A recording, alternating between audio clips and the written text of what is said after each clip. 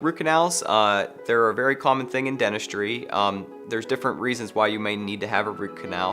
One of the main causes is that you have a large cavity in your tooth. Other reasonings is that you could have trauma and have a fracture in your tooth.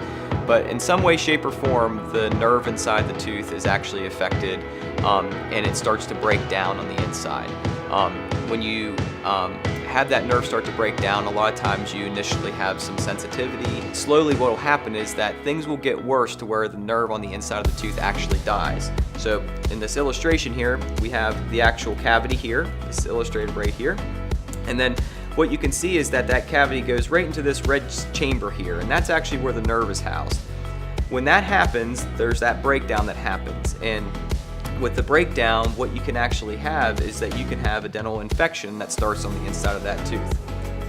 When that happens, we determine that we need to have a root canal. And what a root canal is, it's basically that you're cleaning out where the nerve chamber of the tooth is, and you're making sure there's no bacteria in it, and then the end goal is to actually seal that all up. So here, we are cleaning and shaping the nerve chamber here with these little instruments we call files. After we clean and shape those nerve chambers here, then what we do is we use a material to seal those areas. We want to make sure that that sealing material is able to close everything up so that bacteria is not able to get back down into that chamber and cause reinfection of that nerve chamber. That's illustrated here with this orange material. After that sealing material is placed into the canals there, then what happens is we usually put a filling material then on top of that, which then will fill the rest of the chamber up that we had opened up for the access to the nerve chamber.